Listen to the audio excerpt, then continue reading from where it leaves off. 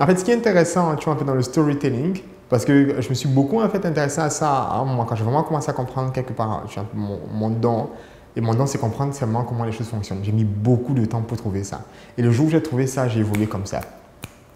Et quand on parle de ça, c'est que le storytelling est extrêmement important pour une raison très simple.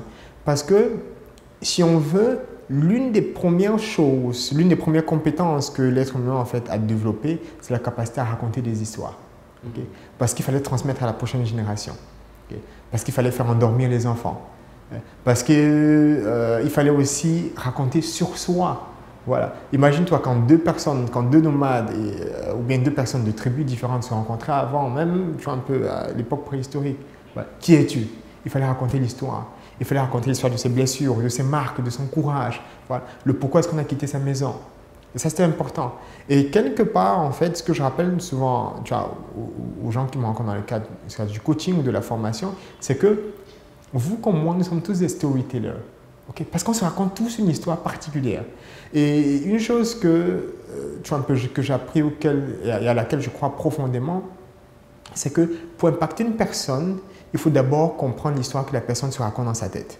Okay? Quand tu vois quelqu'un qui dit « je ne réussirai pas », ou bien voilà, je suis trop gros, ou voilà, cet examen n'est pas pour moi, ce métier n'est pas pour moi, ou je ne réussirai jamais en fait à réussir, je ne réussirai jamais mon examen d'auto-école par exemple.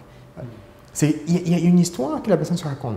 Et donc si tu peux trouver l'histoire que la personne se raconte dans sa tête, tu peux automatiquement court-circuiter l'histoire et donc lui proposer une histoire nouvelle. Et quelque part, c'est ce que je fais à travers le coaching. C'est identifier l'histoire que la personne se raconte, constituer cette histoire-là et lui proposer en fait une histoire beaucoup plus grande. Voilà, beaucoup plus grande, beaucoup plus belle et surtout beaucoup plus inspirante et dont elle peut faire l'expérience. Donc c'est ça. Oui, et du coup, où elle arrête de mettre des croyances limitantes dans son histoire personnelle, où elle se dit en fait je ne suis pas capable ou je ne sais pas ce que je vais faire de ma vie. D'ailleurs, moi, à titre personnel, je réécris ma légende personnelle chaque année, en rajoutant des choses. C'est ça. Je sais qu'il y a une chose très intéressante que j'ai commencé à faire il y a 3 ans et que je vais rendre public en fait, tu vois, maintenant. C'est, tu vois, j'ai une croyance, mais là je dis vraiment croyance. Tu vois un peu, c'est que je parle toujours d'expérience. Là, par contre, c'est une croyance. Tu vois un peu, c'est une croyance qui est très sympathique en fait que je me raconte entre moi et la vie ou entre moi et l'univers, qui est de dire la chose suivante.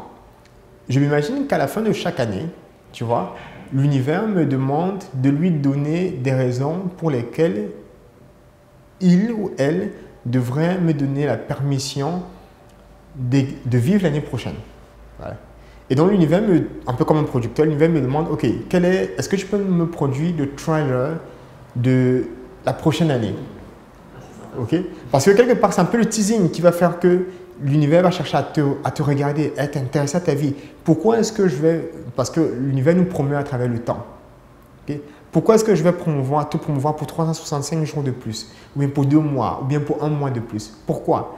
Et donc, à travers les projections que tu fais, tu présentes un peu à l'univers, si on veut, les raisons pour lesquelles l'univers devrait miser sur toi.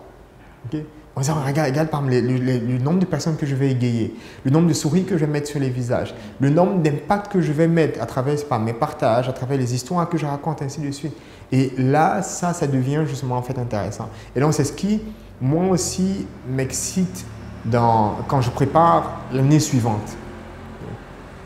Et après, à la fin de l'année, voilà, je vois est-ce que j'étais fidèle, est-ce que le film que j'ai produit cette année, parce que le film que je produis cette année, et dans le moment présent où je suis en train de converser avec toi, et où tu vois, il y a des choses que j'ai faites avant qu'on se rencontre ici maintenant, c'est juste le déroulement et le développement du teaser que j'ai présenté et le trailer que j'ai présenté en fait en début d'année.